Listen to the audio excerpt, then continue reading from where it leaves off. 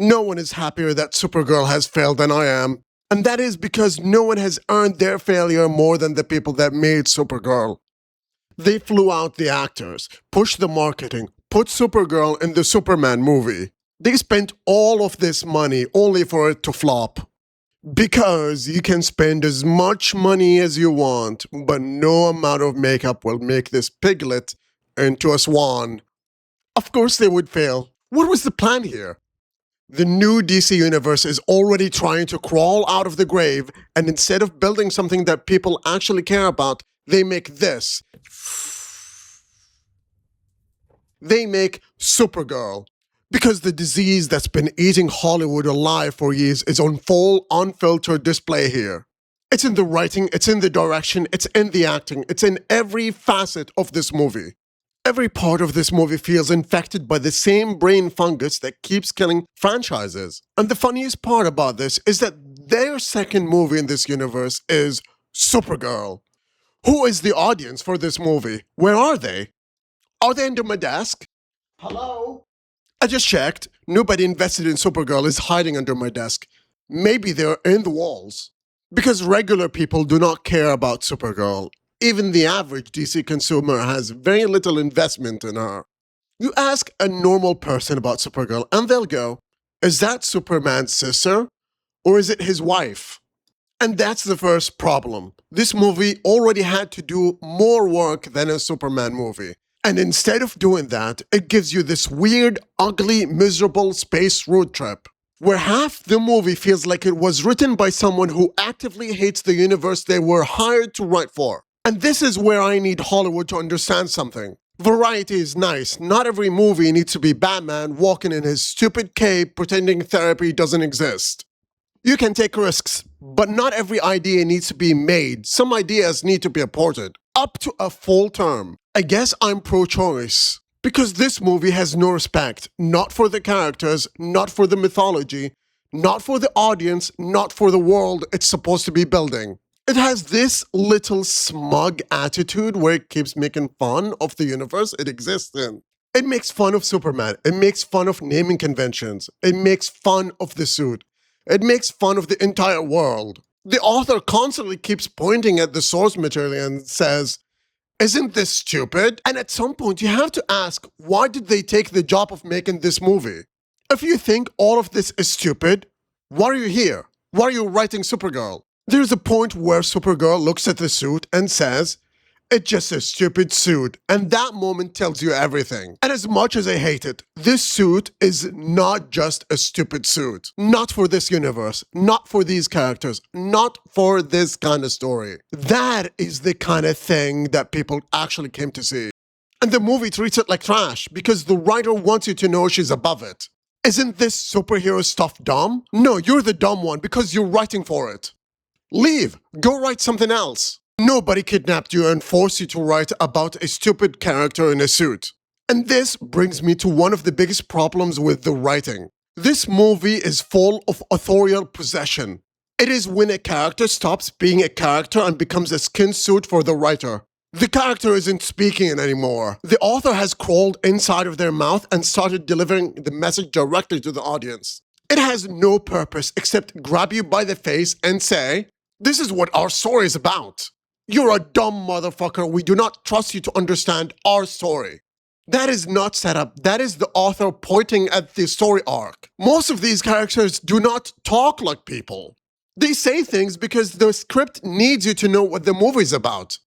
And then you have this little girl, this 13-year-old wannabe assassin, who has apparently never trained once in her life, and somehow keeps following Supergirl. At one point, Supergirl basically gives up trying to shake her off because, well, she's going to follow her anyway. What do you mean? You are Supergirl. You can fly faster than a bullet. You can leave the atmosphere. And you can't shake off a 13-year-old? Just fly. Just go up. This guy is right there. The movie has to make Supergirl constantly look stupid so that the plot can continue. It is not that the child is clever. It is not that she can outsmart Supergirl because, God, that child is stupid as hell. And so annoying. There is a point in which this child starts giving her opinions. God help us. Why is he called Superman? Why is she called Supergirl? The movie starts poking at the language like it just discovered gender yesterday. Keep your opinions to yourself, stupid. This is a space movie with alien planets and assassins. And we're stopping so a child can talk about superhero names?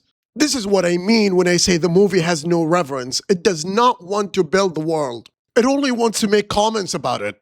Tell us another joke about how Superman wears his panties on the outside. The world in Supergirl itself is embarrassing. Every alien planet is full of humans. Every person with a modicum of screen time is basically just another human on an alien planet. Even the space pirates are just blue-skinned humans. That is the level of creativity here. Blue paint. Congratulations, we have invented an alien race. At one point, a black guy talked to Supergirl in English, and she responds, "Oh, I didn't know you could speak the common tongue."